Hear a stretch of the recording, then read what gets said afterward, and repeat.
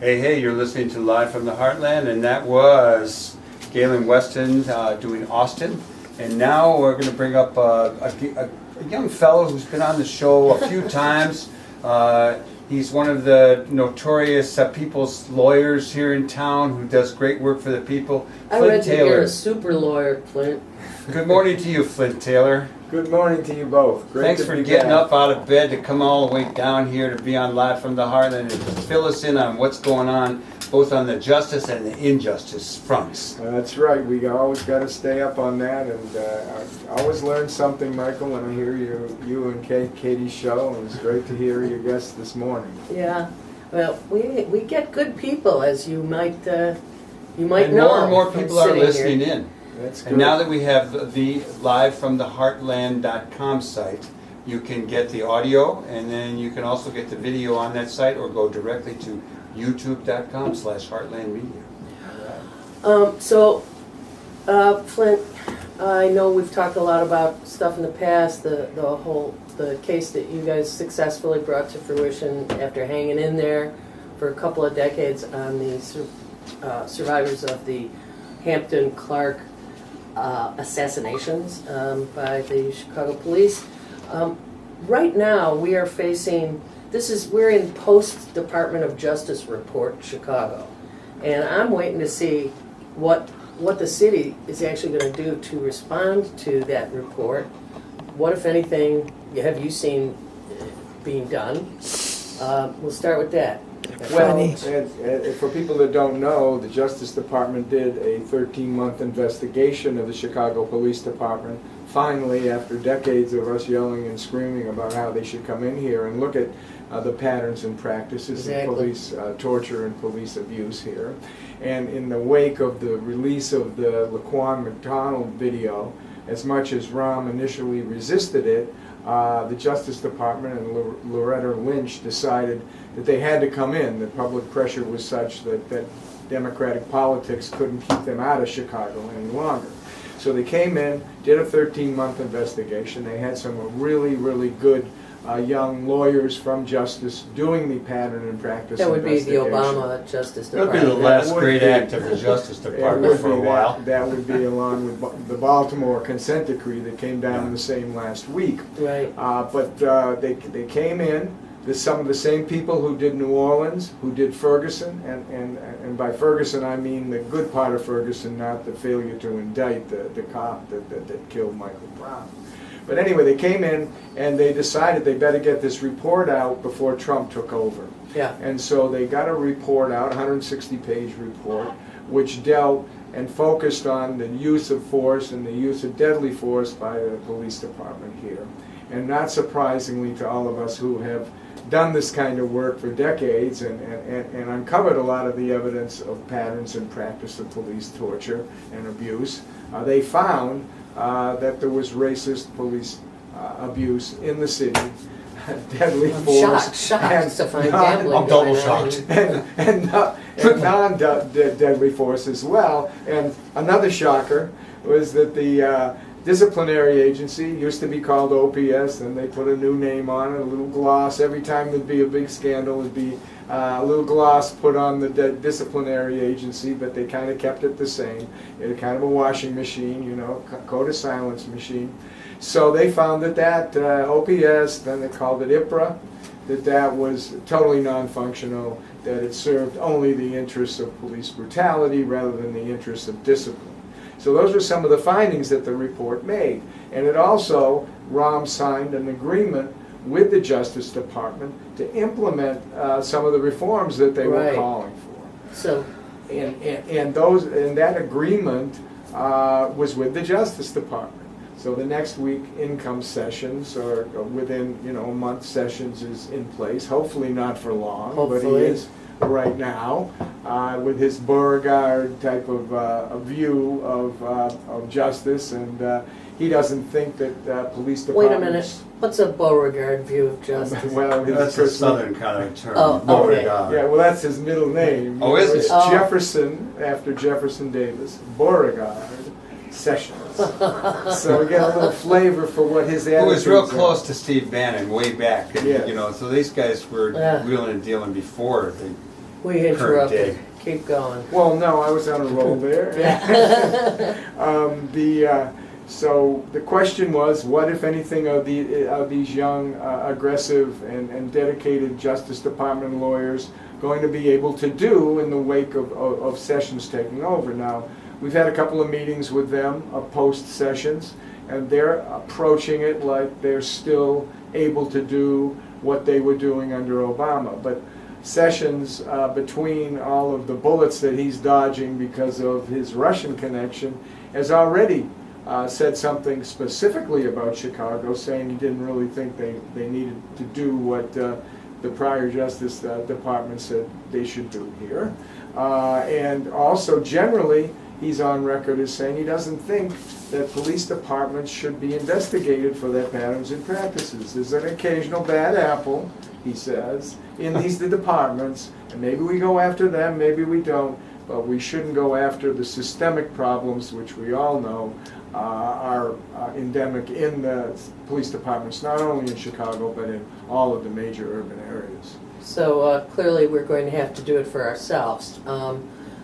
In that light, what should communities be doing to organize our response in the absence of official action, either from City Hall or Washington? Well, that's the major question in terms of what will ROM do if there's no pressure from the Justice Department to follow through on the agreement that the prior Justice Department and ROM signed in a very general sense. Now, this is only a 3-page document. The report was 160 pages, so obviously a consent decree, which is something that the city and the government would agree to, and that's the mechanism that has in the past been initiated in places across the country to enforce these kinds of reforms. They have an independent monitor, they have a consent decree that's enforceable in court, and that's how they proceed. So if that doesn't happen, and we can assume at this point it probably won't, then what happens? Then ROM is on his own to do what's right. Okay? Yeah, and you heard that, right? We're all looking at each other with our jaded eyes about whether that might happen in the absence of the kind of community pressure that got the Justice Department in here in the first place. And if you remember, just before the Justice Department came in here, there were all the demonstrations, Black Lives Matter and Jesse Jackson and everybody on the Gold Coast, in the streets. People have to get back as watchdogs again to say to ROM, we don't really care what the Justice Department says or doesn't say now, that what we got to do is what the prior Justice Department said you have to do, and the people have to enforce that. At this point, that's the only remedy that we can assure that some of these reforms will happen, because obviously and I like to call it, and pardon me for the expression, the cracker Justice Department that we have now is not going to do. I can't pardon that. What is the National Police Accountability Project? Well, that's a project of the National Lawyers Guild. That's been that Dennis Cunningham and Jeff Haas and myself and others across the country helped to form about 20 years ago, it seems. And within the guild, it's lawyers and law students and paralegals and activists who are working on police violence cases. And it's a network. It's a network of lawyers and legal people who do this kind of work, who exchange ideas and make political statements. Flint, here in Chicago and everywhere, I think the people who were around back in the day know about the COINTEL program of the government, which basically spied on activists and tried to disrupt moving forward politically. What's the legacy of that, and what are the ramifications of that today? Well, we took a look at one of the executive orders that Trump slid out in between his tweets. Slid out.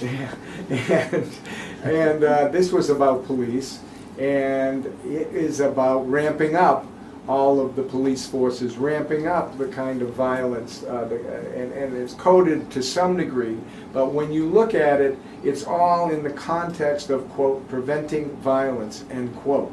And we look at all of his police ramp up, and it's in that kind of coded language. And when I say coded language, I mean when we go back to COINTELPRO. i.e. racist. Right, right. Racist and exact. Yeah. It Sorry to cut to the chase there. well, you cut right to it. And COINTELPRO, as you mentioned, was a program that J. Edgar Hoover and the FBI focused on black nationalists, as they called it. Hate group, they called it, because Yeah. that's what they're talking about now again. You have to demonize the people that you're going to disrupt and destroy. Bingo. And they were attempting to, and were quite successful in destroying and disrupting Dr. King, Malcolm X, Stokely Carmichael, and Huey ultimately Newton. Fred Hampton. Yeah, Right. yeah.